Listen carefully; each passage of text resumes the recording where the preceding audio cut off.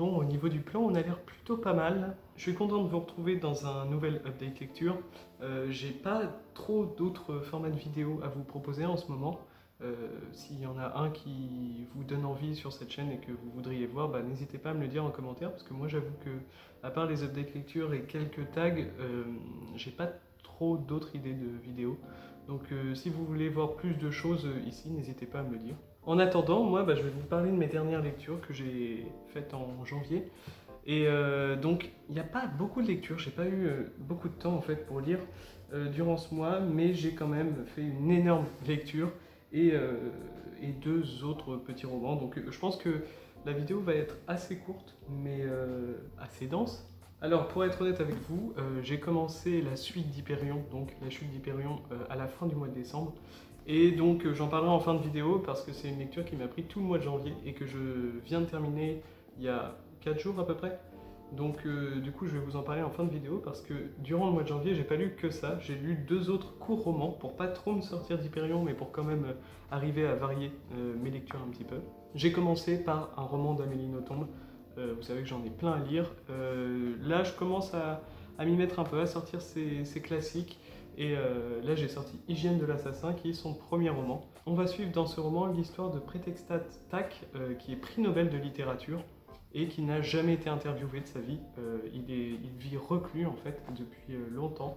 Et dans ce roman, on va avoir donc le défilé un petit peu de 5 journalistes qui vont essayer de se frotter à lui. Parce qu'en fait, Prétextat, il est réputé pour être très, comment dire, très misanthrope. Et donc il est prix Nobel de littérature et il a un discours qui casse à chaque fois en fait. C'est ce qu'on va voir dans ces dialogues. Les journalistes vont essayer d'en apprendre un peu plus et Prétextat va les casser à chaque fois. Donc il va y avoir 5 interviews et c'est ça. Le roman est construit principalement sur des dialogues. Alors ça marche très bien parce que on retrouve tout ce que Amélie Nothomb fait de mieux dans son écriture. Le cynisme, les pointes d'humour qui sont bien faites là-dedans. J'ai aussi ri comme dans Métaphysique des tubes. Je dirais qu'il y a quand même moins d'humour que dans Métaphysique des tubes. On est quand même sur un discours plus cynique qui met à mal en fait les journalistes et c'est ça qui est drôle. C'est de les voir un peu pris au piège dans une discussion que Prétextat maîtrise complètement. Et du coup, ces petits jeux de mots, ces tournures de phrases sont très intéressantes et très sympathiques. C'est le but de ce récit, en fait, c'est de créer un discours cynique, un peu un duel sans merci, et qui est entièrement dialogué et qui met à mal le journaliste à chaque fois avec des reprises sur certains mots. C'était très intéressant, c'est du jeu de mots en quelque sorte, mais par contre, alors l'histoire de Prétextat, donc, elle a un sens, c'est un homme qui a eu une vie avant ça et il l'explique dans les premières interviews, une vie assez spéciale et en fait on va en apprendre un peu plus au fil de ce roman. Un moment, je vous dis pas quand parce que ça spoil, on bascule dans un côté un peu plus réaliste et un peu plus, je sais pas comment dire, dans un autre genre de roman. Là on était plus dans du contemporain, une sorte de pièce de théâtre presque, je crois que ça a été d'ailleurs adapté en pièce de théâtre parce que ça marche bien, il n'y a que des répliques et c'est vraiment du jeu de mots, du jeu sur les tournures de phrases. Mais à un moment, on bascule dans un autre genre de récit même. Et ça, j'ai moins aimé, à vrai dire. Je m'y attendais et je pensais qu'on n'allait pas aller par là parce que ça me semblait un peu trop évident. Et au final, c'est ce que l'autrice nous raconte. Donc honnêtement, le dernier quart du roman, j'ai moins aimé que tout le reste. Je suis un peu déçu parce qu'en fait, je pensais que ça allait être un énorme coup de cœur. Encore une fois, dès le début, j'ai été emporté par la plume d'Amélie Nothomb, comme dans Métaphysique des tubes. Et je pensais que ça allait être un peu la même chose. Au final, c'est pas la même chose parce que le dernier quart, pour moi, il retombe dans quelque chose de plus banal en quelque sorte. En tout cas, on l'a déjà vu dans d'autres romans et ça m'a un peu déçu. Mais la toute fin en vaut quand même le coup. On se pose encore des questions à la toute fin et on reste dans ce jeu de dialogue jusqu'à la fin du récit. Donc ça, c'est vraiment bien.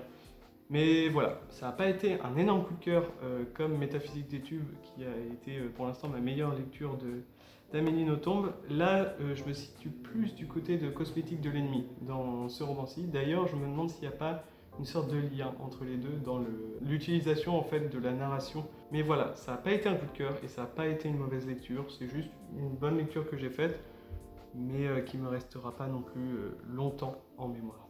Et pareil, lorsque j'ai fini Hygiène de l'assassin, donc j'étais toujours dans la chute d'Hyperion, et je me suis fait une petite lecture policière d'un auteur dont je vous ai déjà parlé sur la chaîne, c'est Richard Matheson avec Jour de Fureur. Donc là, c'est un roman policier qui n'est pas très connu, c'est le deuxième roman écrit par l'auteur.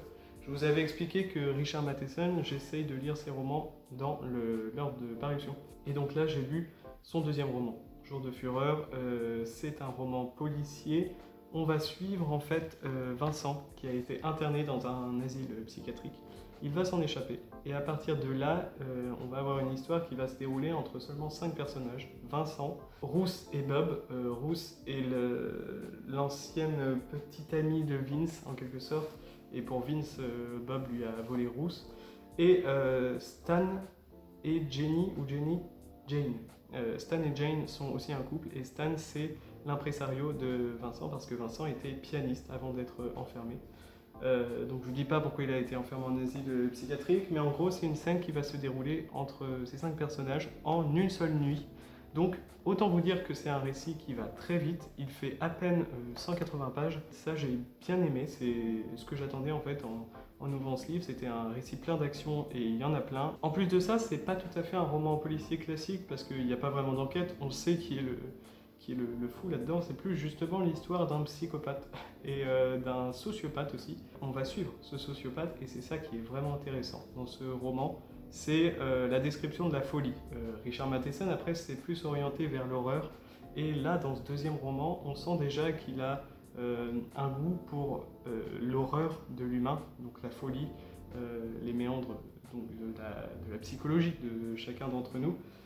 Notamment aussi dans la relation d'un des couples de Stan et de Jane. Donc c'est un couple très particulier dans leur relation et en fait c'était hyper original dans un récit comme ça. Bon, après c'est un peu des préjugés parce que moi je me suis dit bon, un roman policier des années 50-60 ça va pas être folichon, et au final cette relation déjà elle est très originale, je vous dis pas en quoi, et leur évolution dans le roman, ça m'a beaucoup plu. J'ai été étonné d'ailleurs d'y retrouver ça dans un roman comme celui-ci, qui est un peu un huis clos au final, parce que l'action va beaucoup se passer dans l'appartement de Stan et Jane. Et voilà, j'ai passé un agréable moment. La fin, bah, on s'y attend évidemment. Je vous le conseille surtout si vous cherchez un roman d'action qui va très vite avec un sociopathe. Ça a été quand même une meilleure lecture que Les Seins de Glace. C'est pas non plus un énorme coup de cœur, c'est un roman que je vais sûrement un peu oublier assez vite, je pense. On sent quand même que Richard Matheson va vers une littérature plus horrifique. Dans ce roman, il se dirige là-dessus. Et donc le prochain roman que j'ai à lire de lui, c'est pas un roman, c'est un recueil de nouvelles. Le premier recueil de nouvelles, donc je l'ai là-bas, c'est les nouvelles de... Alors j'ai regardé, ce sont les nouvelles qu'il a écrites entre 1950 et 1953, qui sont plus de l'ordre de l'horreur, donc pareil, j'ai hâte de lire ça. Et c'est tout en fait pour mes 2 petites lectures que j'ai effectuées. J'ai un peu le même ressenti pour les 2 romans, c'est des romans que j'ai lus, que j'ai appréciés, sans plus.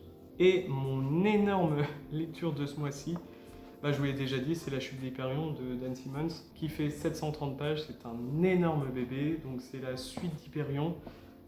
Alors pour vous résumer brièvement, ça va être compliqué. Je vous conseille d'aller voir la vidéo où je parle du premier tome, parce que j'y détaille un peu certaines choses. Et dans La Chute d'Hyperion, en fait, c'est la suite directe de cette histoire. Donc j'ai bien fait d'enchaîner cette lecture parce que je pense que on reste dans le bain, en fait, si on l'enchaîne directement. Alors que si on met une pause entre le premier et le deuxième tome, je pense qu'on peut se perdre sur certains éléments. Surtout que dans ce deuxième tome, on va toujours suivre les 7 pèlerins qui sont dans les tombeaux du temps. Donc on va les suivre de ce côté-là. On va également avoir un deuxième point de vue, c'est celui de Mayna Gladstone, donc, qui est la présidente de l'hégémonie, donc le fameux monde interstellaire que l'on a colonisé en tant qu'humain. Et ces 2 points de vue nous sont racontés par un personnage, donc je ne vous dis pas lequel, il faut avoir lu Hyperion pour comprendre qui c'est. On va suivre ces 3 points de vue au final. Et c'était génial parce que dans ce tome-là, on est plus dans un space opéra. Là, il y a vraiment une guerre interstellaire qui nous est décrite d'un point de vue plus tactique, Ça, c'était hyper intéressant. On suit toujours le Gritch qui continue à semer la pagaille. On en apprend plus sur tout l'univers en fait, surtout sur l'importance des tombeaux du temps, sur leur utilité, sur ce qui va peut-être se passer ensuite, sur ce qui s'est passé avant. Bref, ce tome était monstrueusement génial, autant qu'Hyperion pour moi, parce que on a plein de résolutions de mystères, on continue à suivre les mêmes personnages, et même si on peut trouver que c'est un peu long parfois, parce qu'au final il se passe beaucoup de choses, mais dans l'impression de lecture, c'est qu'il ne se passe pas tant de choses que ça, parce que Dan Simmons aime bien décrire, aime bien raconter son histoire assez lentement, répéter des choses aussi. Ce qui est bien, c'est que si vous avez mis une pause entre le premier tome et le deuxième, il répète plein de choses qui se sont passées dans Hyperion en fait. Il n'a pas juste balancé le lecteur dans l'univers de nouveau, il a réexpliqué certains points de l'univers. Ce qui est aussi un peu un frein quand on enchaîne les deux livres, c'est qu'on se dit, bah oui, mais ça je sais, j'ai déjà vu. Donc ça a du bon et du moins bon, mais il prend son temps, la narration est géniale. Je trouve que l'écriture de Dan Simmons, elle est inimitable. L'atmosphère qu'il met dans sa saga de SF, là, si c'est la même dans tous ses autres romans, que ce soit ses thrillers, ses romances ou ses romans d'horreur fantastiques, s'il met cette même ambiance partout, je sens que je vais adorer sa bibliographie, parce que là, j'ai adoré cette ambiance. Même si j'ai pas avancé vite, du coup, j'ai mis un mois pour la lire, mais c'est pas parce que j'avais pas envie de le lire, c'est juste pour la savourer en fait. Je trouve que l'écriture de Dan Simmons, c'est une écriture dont on profite, quelque chose qu'on lit lentement pour prendre bien conscience de chaque mot, l'importance de chaque mot. En plus, c'est un univers qui est assez complexe, donc dès qu'on utilise de nouvelles connaissances, c'est assez compliqué. En plus, il fait beaucoup de références à la littérature, aux sciences, à plein de domaines, vraiment à plein de domaines, mais surtout à l'art. Je dirais que les deux thèmes principaux d'Hyperion, mais surtout qu'on aborde dans ce tome-là, c'est la colonisation et la religion. Ce sont deux thèmes qui transpirent dans tout le diptyque, en fait, Hyperion et la chute d'Hyperion. Et ça va être un peu résolu ici, même si on n'a pas vraiment résolu ces points-là précisément. Il y a quelques mystères qui sont aussi levés. Bref, je sais pas quoi en dire de plus, juste lisez cette saga. Si vous êtes fan de SF, lisez-la. Si vous êtes fan de littérature et de belle prose, lisez-la. Parce que franchement, c'était génial. Moi, j'ai adoré ce livre. Et j'ai qu'une hâte, c'est me lancer dans Endymion, là, parce que je peux pas attendre. Et en même temps, j'ai envie de faire une petite pause pour pas enchaîner non plus et tout lire d'un coup, parce que c'est, comme je vous le dis, c'est une écriture qui prend son temps et dont on profite un maximum. Donc si je me lance tout de suite dedans et que je dévore tout en 2 mois, ça va peut-être être un peu lourd et je risque de faire une panne de lecture. Donc là, j'hésite à changer de registre complètement pour faire une petite pause, mais en tout cas, la chute d'Hyperion, pour moi, c'est un grand oui. Ça a été un énorme coup de cœur, comme pour Hyperion, en fait. Et cette saga va rester imprimée longtemps dans ma mémoire. Je pourrais parler des heures de ce roman, il est tellement riche. J'ai juste un conseil à vous donner, c'est de vous lancer dedans, en fait. Suite à ça, j'ai appris que entre la chute d'Hyperion et Endymion, il y a une nouvelle qui a été publiée en France. Il s'agit de La mort du Centaure, donc toujours de Dan Simmons, qui reprend des éléments d'Hyperion, mais en fait ce sont des textes qu'il a publiés en étant professeur. C'est déjà des textes qu'il écrivait, donc il y a eu La mort du Centaure en nouvelle, mais il y a eu plein d'autres textes apparemment qui n'ont pas été publiés, qui dévoilent un peu l'univers et dans lesquels Dan Simmons construit en fait son hégémonie, le Reds, tout ça. Tous les éléments qu'on retrouve dans Hyperion, il les a construits et intégrés à ses premières nouvelles et ses premières esquisses, en gros. Et on a ce texte qui est ressorti en 1996 et qui est apparemment le plus personnel de l'auteur sur Hyperion. Donc ce texte, comme je vous l'ai dit, c'est La mort du Centaure. Moi, pour trouver cette nouvelle, ça n'a pas été facile. Je cherchais un peu partout et puis j'arrivais pas à la trouver publiée dans un recueil. J'ai dû acheter un magazine, donc c'est Galaxy Science Fiction. C'est le numéro 2 qui date de l'automne 1996, si vous voulez tout savoir, et dans lequel il y a un dossier sur Dan Simmons. Et dans ce dossier, eh bien, il y a La mort du Centaure. Alors déjà, pour vous parler brièvement de cette nouvelle, on suit un professeur dans notre monde, donc, qui est un professeur en primaire, et qui raconte à ses élèves chaque midi, après la cantine, une petite histoire. Et cette histoire, en fait, c'est une histoire qui prend place sur Hyperion. On va suivre ça, mais la nouvelle aborde aussi la thématique de l'abandon, sans vous en dire plus. C'était très sympa. Tout ce cadre un peu plus réaliste qu'on n'a pas dans Hyperion, donc je l'ai découvert dans cette nouvelle. Dan Simmons, j'ai hâte de lire donc, des romans fantastiques ou alors même réalistes, parce que quand il décrit notre monde, c'est avec une prose magnifique. Je pense que c'est aussi ces descriptions qui sont vraiment intéressantes et sensorielles, et ça marche très bien. Donc l'histoire que le professeur raconte à ses élèves, bah je sais pas. Je sais pas parce que c'est une histoire qui prend place sur Hyperion, mais à part ça, il n'y a aucun lien avec la trame principale d'Hyperion qu'on avait dans les 2 premiers tomes. C'est normal parce que c'est un des premiers textes que Dan Simmons a écrit sur cet univers, donc il avait sûrement pas en tête l'histoire principale. Mais du coup, nous, en tant que lecteurs, on comprend pas pourquoi est-ce que c'est publié. Moi, j'ai pas compris le but de cette nouvelle. Si les personnages que l'on voit dans l'histoire que le professeur raconte donc, se retrouvent dans Endymion, là c'est logique parce qu'on nous a présenté des nouveaux personnages et donc cette petite nouvelle nous a permis de nous y attacher et de nous raconter un peu l'histoire et ce qui s'est passé avant qu'on les rencontre peut-être dans Endymion. Mais par contre, si c'est juste une nouvelle comme ça qui doit tenir de A à Z en tant que telle, je comprends pas trop l'intérêt. J'ai passé un très bon moment, mais c'est à voir avec la suite en fait, savoir si ça vaut vraiment le coup de la lire ou si on peut passer à côté et lire directement Endymion. En tout cas, moi j'ai passé un très bon moment, même si c'est pas inoubliable non plus. J'ai bien aimé retourner évidemment dans l'univers d'Hyperion. Sinon au niveau du magazine, il y a d'autres nouvelles dans ce magazine et aussi un dossier sur Dan Simmons, donc une interview qui est très intéressante même si elle est très courte, une interview et aussi une analyse un peu d'Hyperion, ça c'était très intéressant. Et aussi 3 autres nouvelles de 3 auteurs que je ne connais pas, mais je me les garde pour plus tard si j'ai une envie de nouvelles SF, je sais que j'ai ce magazine pour me consoler. Voilà tout pour ce petit update de mes lectures du mois de janvier. Au final, c'était tout ce que j'ai lu en janvier.